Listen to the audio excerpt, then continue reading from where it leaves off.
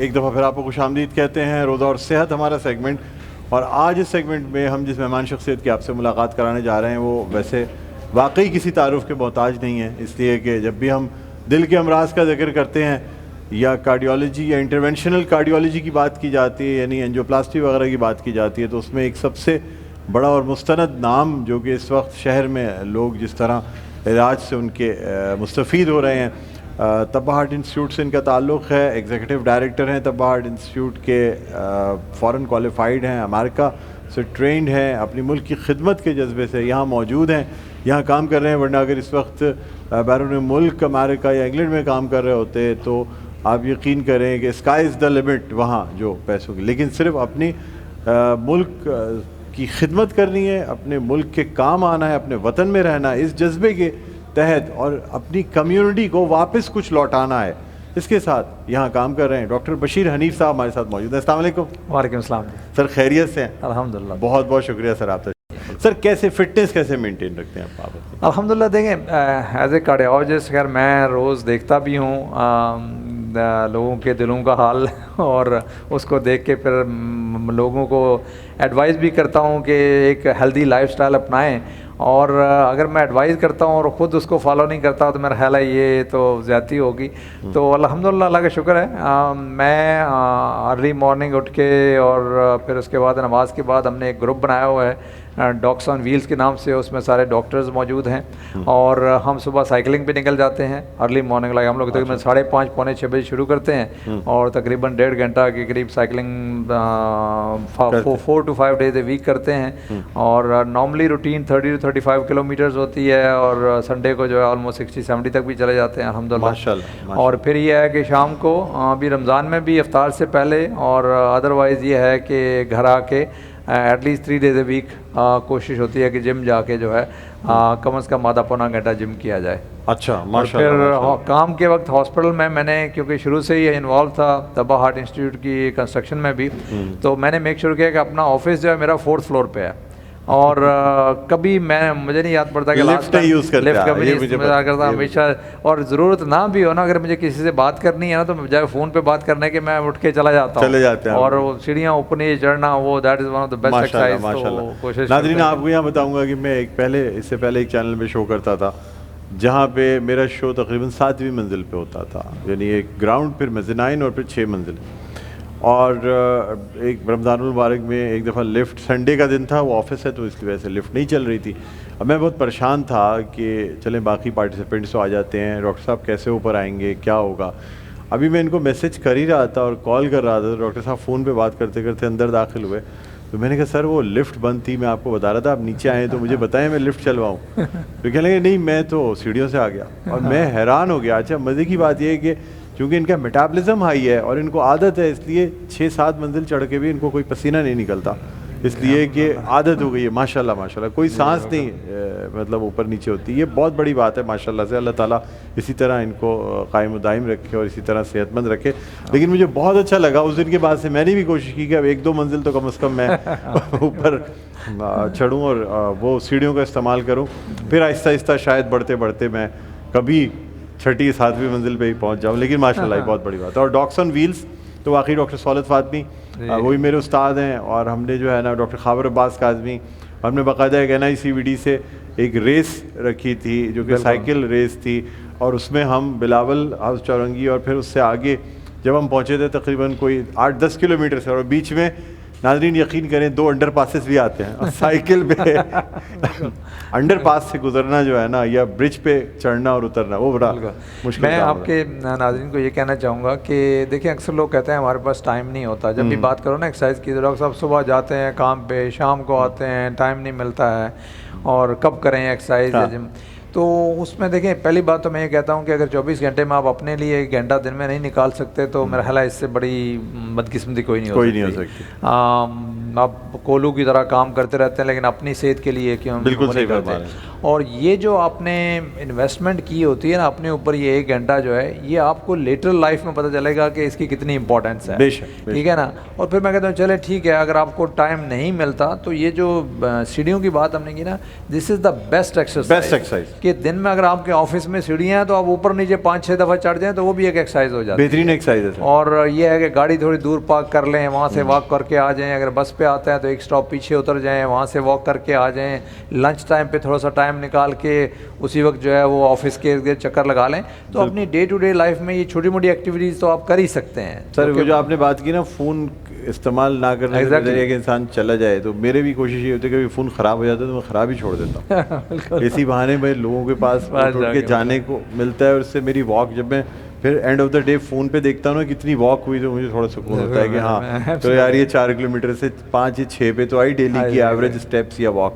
ये आजकल तो सर बहुत आसान है। देखिए मोबाइल ने, आप जेब में अगर मोबाइल रख के घूमेंगे तो आपको एक स्टेप्स का, फ्लाइट्स का, यानी कितने आपने स्टेप्स फ्लाई किए, हर चीज़ पता लगी। बड़ी अच्छी चीज़ है। अच्छा सर कुछ मुझे ये बताइएगा कि यानी रमज़ान मुबारक में क्या ट्रेंड देखते हैं दिल के अमराज का और ब्लड प्रेशर का और चीज़ों का? देखिए रमज़ान मुबारक में मतलब कोई ऐसा ख़ास डिफरेंस नहीं आता, लेकिन ये है कि डेफिनेटली अगर आप अक्सर हार्ट के मरीज़ वो अफ्तारी की टाइम पे, फिर ये जो स्पेशली जो जिनके दिल के पट्टे कमज़ोर होते हैं, ये हार्ट फेलियर के मरीज़ होते हैं, तो ज़्यादा नमक वाली चीज़ें जब खाते हैं, जैसे पकौड़े वगैरह हो गए, समोसे वगैरह हो गए या चाट वगैरह हो गई, और तो उसमें नमक ज़्यादा होता है तो वो उनके लिए नुकसानदेह है। एक तो हार्ट फेलियर के मरीज़ों के लिए जिनके दिल के पट्टे कमज़ोर हैं और उनमें रिस्क होता है कि अल्लाह न करे वो हार्ट फेलियर में चले जाएं।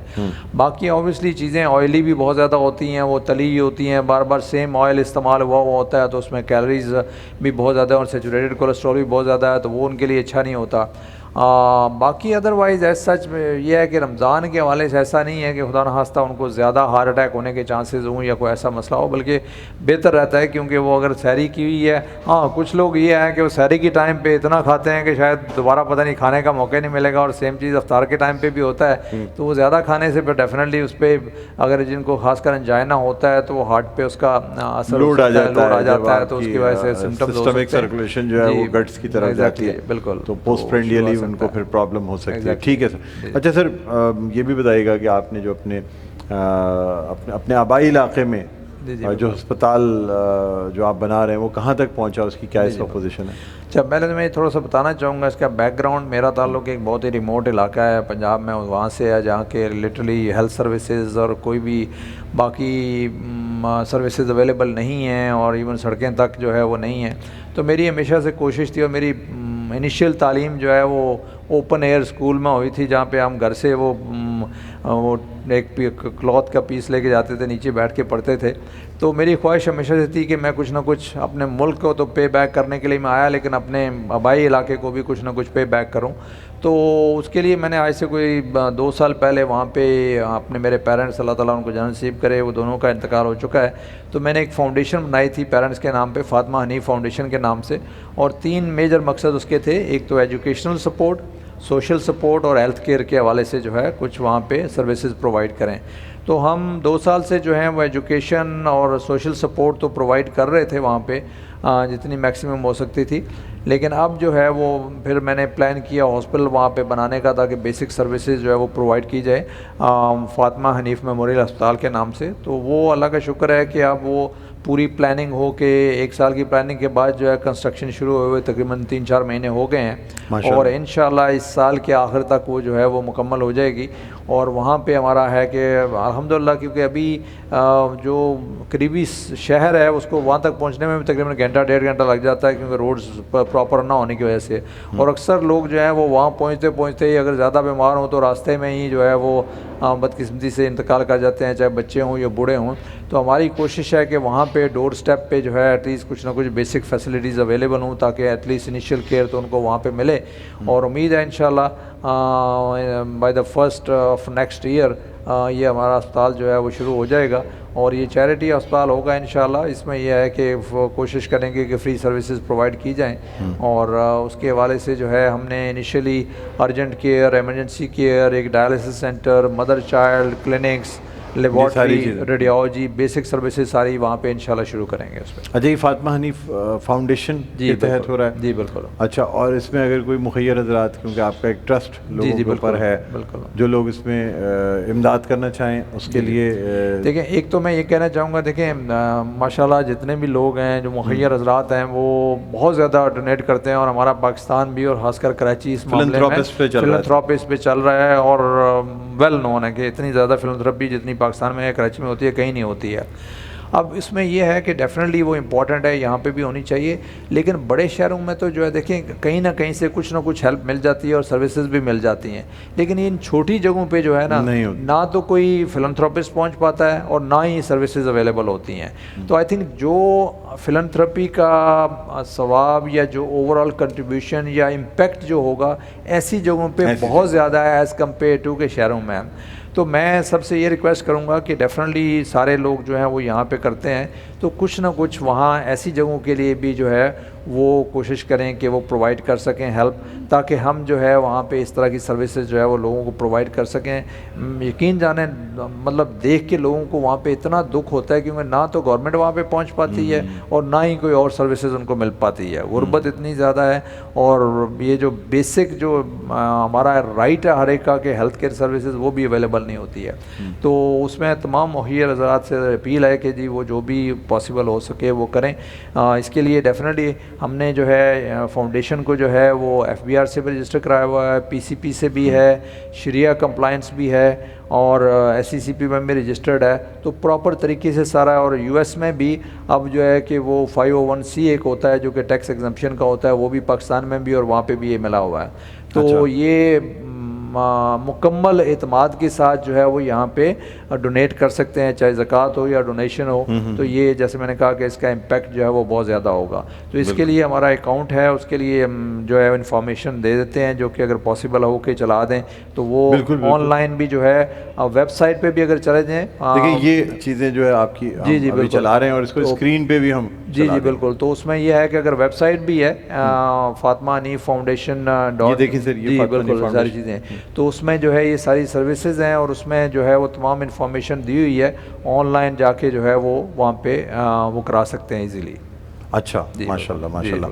तो अच्छा सर ये मुझे बताइएगा कि ऑनलाइन इसमें वेबसाइट पे मौजूद है? जी वेबसाइट पे सारी चीज़ें मौजूद हैं, ऑनलाइन जाके कराया जा सकता है। जी बिल्कुल। अच्छा सर ये भी बता दीजिएगा कि इसमें अभी आपने कहा कि डायलिसिस और कौन कौन सी सहूलियात? देखें अभी इनिशियली तो urgent care, emergency care, dialysis unit होगा, मदर एंड चाइल्ड केयर होगा, आउट पेशेंट क्लिनिक्स होंगी, लेबॉर्ट्री होगी, और रेडियोलॉजी और एक्सरे और अल्ट्रासाउंड, ये बेसिक सर्विसेज इनिशियली स्टार्ट में होंगी। सेकंड फेज़ में हम इंशाल्लाह फिर इन पेशेंट का प्लान करेंगे। अच्छा, उसके बाद सेकंड फेज़ में फिर इंशाल्लाह करेंगे। अच्छा, कब तक आप समझ रहे हैं कि हम ये चीज़ें स्टार्ट करने में इंशाल्लाह end of this year beginning of first year तक ये सारी चीज़ें शुरू हो जाएंगी? सारी चीज़ें शुरू हो जाएंगी। कितने बेडेड हॉस्पिटल? देखिए अभी तो जैसे मैंने कहा ना कि हमारा कोशिश है कि आउट पेशेंट सर्विसेज से स्टार्ट करें, OPD से स्टार्ट करें, डायलिसिस सेंटर, मदर चाइल्ड और बेसिक लैब्स और ये सारी चीज़ें हो जाएं। इसको फिर नेक्स्ट स्टेप में हमारा सेकंड स्टेज में जो है इंशाल्लाह इन पेशेंट जो है बेड्स वगैरह होंगे।